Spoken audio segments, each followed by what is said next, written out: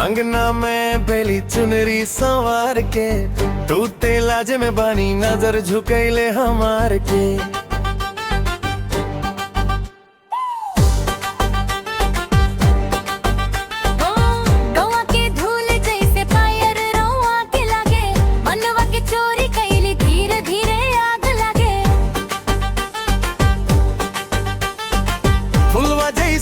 हंसी मुआ पे छीटक दूर रह के दिल के तू करीबे खींच। हथवा में मेहंदी अखियों में पानी हम रजिया के लिख दी रहुआ अपन कहानी। जियरा थर के जब तू बोल हो नमवा हमार मीठे घोल हो। रात भर सपना तोहरे से सजल अब तो बतावा कैसन मान बहल। अरे सैया धड़कन चोर ले ले सैया मनवा तोड़ ले ले हो नजरिया मोड़ ले ले हमरा तू पूरा भोर ले ले। मेरे सैया धड़कन चोर ले ले सैया मनवा तोड़ ले ले हाँ एक बेर बोल दा हमारो घर दुआर फोड़ ले ले।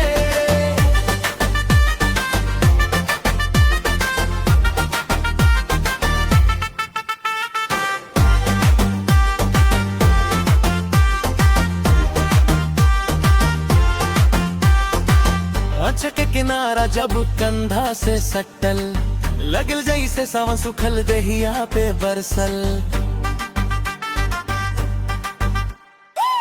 पनिया भारत में तू मुड़ के जब देखल हम तो उहे घरी से अपना नाम रच ले हल। छोटी छोटी बात पे तू हंसा देल गुस्सा हमार सब पल में भुला देल।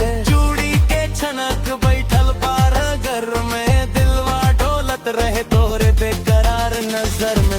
नैनवा के डोर जब तू खींच हो चुपके से दिलवा तू सीख हो।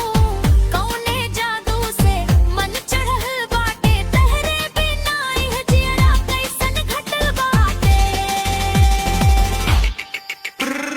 सैया धड़कन चोर ले ले सैया मनवा तोड़ ले ले हो सरिया मोड़ ले ले हमरा तू पूरा भोर ले ले।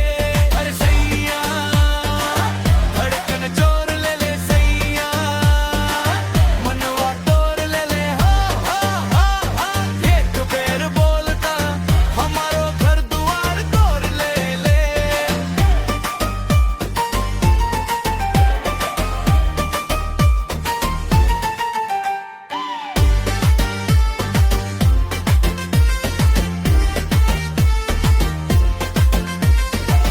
राखी जैसन बंधल तोहरे संग नाता दूरे जाए के मन करेला ना बाता।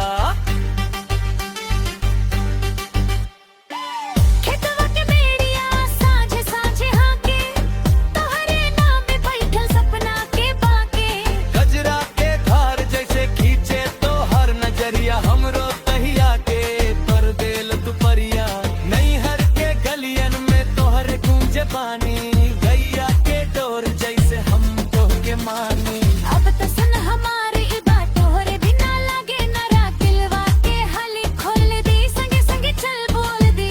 तू गो हंसी तू गो सपना एक रास्ता एक अपना जियत रही हाथे हाथ तुमने संगे पूरा साथ। और सैया हो बोलता ए रिया के में खातिर जिया हमारे पास। अरे